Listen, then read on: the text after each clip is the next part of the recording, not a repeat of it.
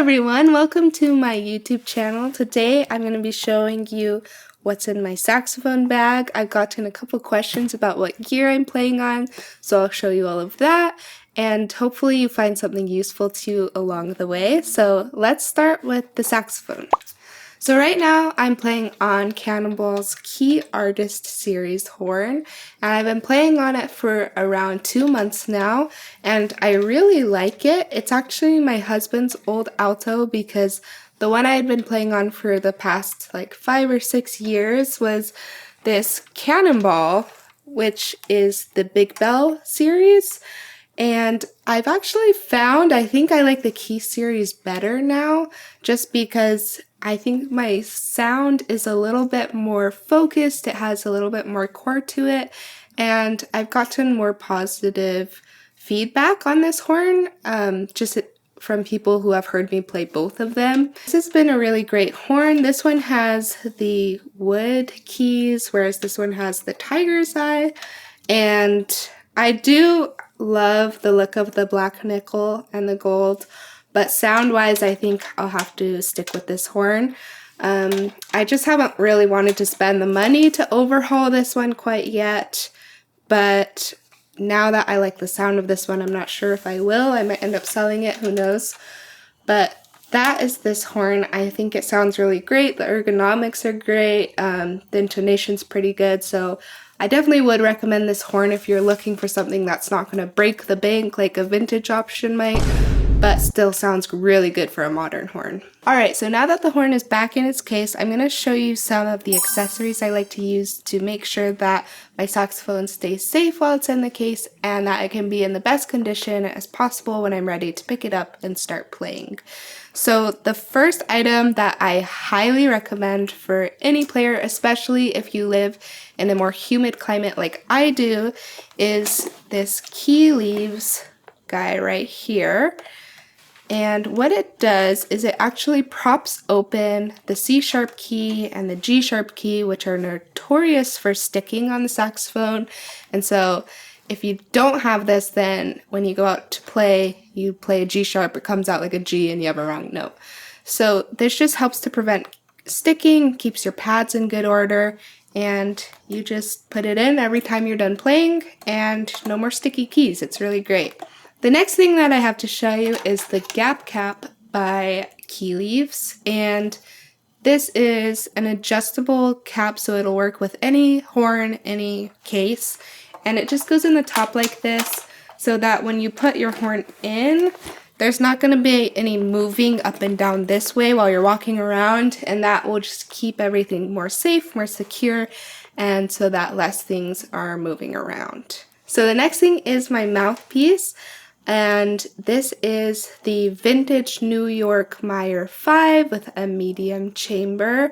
This is my pride and joy. I love this mouthpiece. I think it makes the biggest difference out of everything in my setup, and it just sounds amazing. I've never played a mouthpiece I like better than this one, and I've played the Jody Jazz, I've played Boston Sax Shop, I've played Van Doren, I've played pretty much all of the big names, and none of them have quite the sparkle or shine or just most beautiful, dark, round, everything you could ever want to sound as this mouthpiece.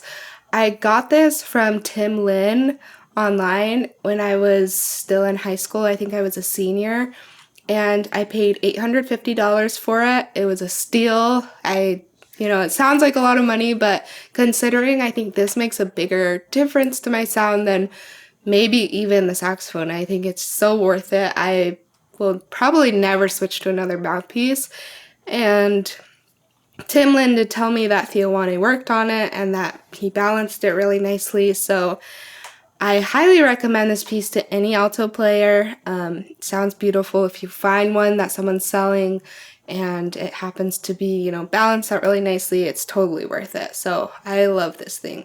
Alright, now let's get into all of the little accessories that I keep up here in the case. So the first thing that I, use the most is this neck strap, and this is from Slavic, and it's just the regular kind of black one. And I like this a lot more than some of those foam padded Rico ones because it's this leather material, and the foam ones just get so sweaty and gross. Like, they almost get wet after you play a really long gig or something like that. So this material just makes so that doesn't happen, and I really like that. It's very comfortable, it never hurts my neck, has a good adjustability on it. But I will say, I think they've actually changed their design since I bought this, because I have this white one, which is from them as well.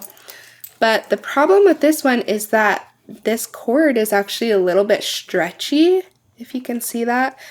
And when I pull it all the way up to the very top, it like barely makes the mouthpiece reach my face properly. So you might want to do a little bit of research into the length, because I naturally just have a more short torso, and this is just not one I really use because of that. I go back to this older design that they had, which I like a lot better. So now let's talk about reeds. I have often used the Select Jazz reeds, which I think are great, but usually I'm playing Boston Sax Shop these days. I have been using the Silver Box size 3, and I really like these. They always sound great. I can get a good sound out of every single one in the box. So Boston Sax Shop is where I go for reeds most of the time, and they have really great reviews. I would definitely check them out. And speaking of reeds, something that I always use to adjust them is the Reed Geek. So I keep the Reed Geek in my horn. I use it very often to smooth out the reeds, to even them out. I have an entire another video about how to use this tool and how to properly store your reeds. I store them in Listerine, so go check out that video. Other than my reeds, my neck strap, and Reed Geek, along with my reed storage, I do have a spit sponge from Key Leaves that helps to clean your pads, get rid of any moisture. I also have just a really old, like, teared up rag that I use to get out the spit. And it looks terrible, but I actually really like this. I've tried some other ones, and I think this just absorbs the spit the best. It has, you know, a little weight at the end. And of course, you can just clean it in the washer machine.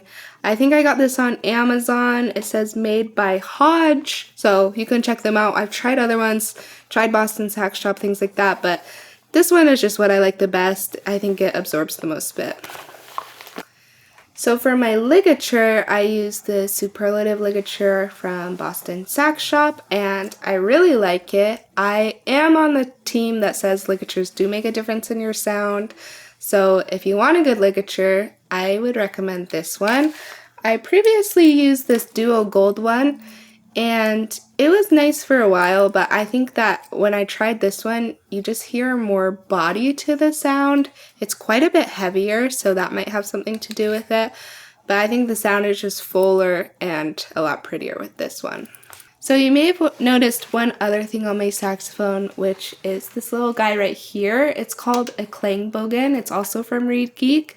I believe this is the brushed brass one, and it does add a small difference to the sound. I wouldn't say it's a big difference, but a lot of people like using them, so you can go try them at a music store that carries them.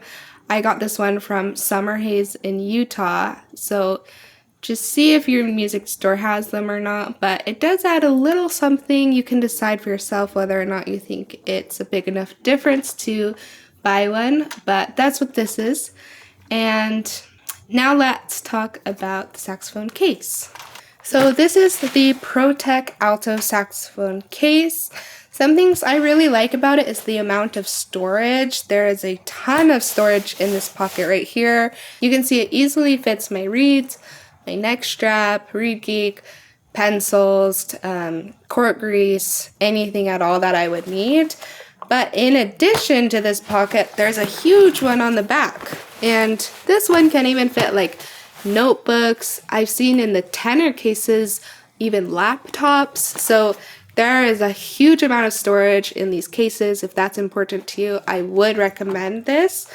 And I do think the one thing I really don't love about it is the strap. This is just a one strap and it hangs over your shoulder, and it's okay, but I would really prefer the backpack straps. I think they're a lot more comfortable. They're a lot easier if you need to ride a bike or just don't want to have something hanging way off that's getting in everyone's way while you're walking around the busy city.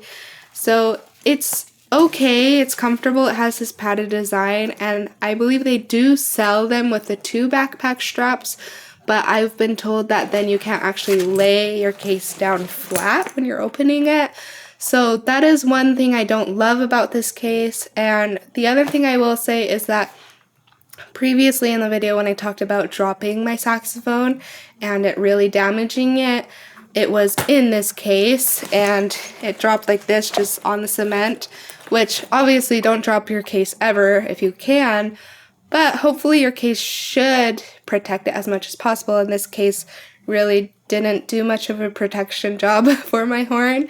So take with that what you will. So previous to the ProTech case, I was just using this one, which I got on Amazon. I don't, see any brand on it or anything.